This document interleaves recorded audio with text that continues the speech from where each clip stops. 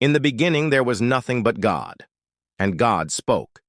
He created the heavens, the earth, the seas, the skies, the animals, the plants, all that we see and know. But something was missing. So God formed a man from the dust of the ground, breathing into him the breath of life. The man opened his eyes. His first sight was the face of the one who made him. God named him Adam. God placed Adam in a perfect home, the Garden of Eden. It was full of beauty, trees heavy with fruit, flowers in colors brighter than the sun, rivers clear as glass. Every creature lived in peace. Adam cared for the garden and named the animals, lion, eagle, dove, sheep. But among all the creatures there was no one like him. God said, "It is not good for the man to be alone." So, while Adam slept, God took one of his ribs and made a woman. When Adam awoke, he saw her, beautiful, radiant, alive. He said, "This is now bone of my bones, flesh of my flesh." Her name was Eve. God gave Adam and Eve everything. They could eat from any tree in the garden, except one. In the center stood the tree of the knowledge of good and evil. God's words were clear. "You must not eat from that tree, for when you do, you will surely die." It was a boundary, a choice to trust him. One day Eve walked near the forbidden tree. In its branches was a serpent, clever, cunning. It spoke, "Did God really say you must not eat from any tree in the garden?" Eve replied, "We may eat from the trees, but God said not to eat from this one, or even touch it, or we will die." The serpent's voice was smooth, persuasive. "You will not surely die. God knows that when you eat from it, your eyes will be opened. You will be like God, knowing good and evil." Eve looked at the fruit. It was beautiful.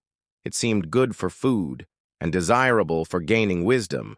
She reached out, took it, and ate. Then she gave some to Adam, who was with her, and he ate. In that moment their eyes were opened, and they knew they were naked. Shame washed over them like a shadow. They sewed fig leaves together to cover themselves. When they heard God walking in the garden, they hid among the trees. God called, "Where are you?" Adam answered, "I heard you, and I was afraid because I was naked, so I hid."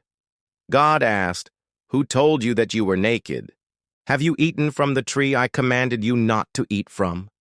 Adam pointed to Eve. "The woman you gave me, she gave me the fruit, and I ate." Eve said, "The serpent deceived me, and I ate." God's voice was heavy with sorrow.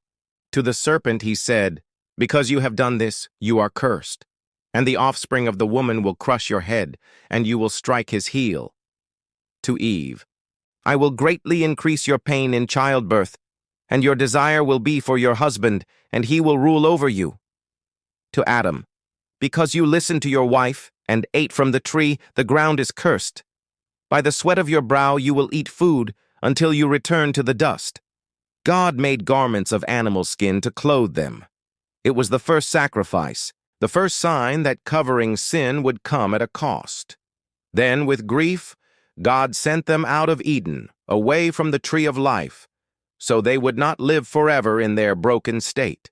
At the east of the garden, he placed mighty cherubim and a flaming sword that turned every way to guard the way to the tree.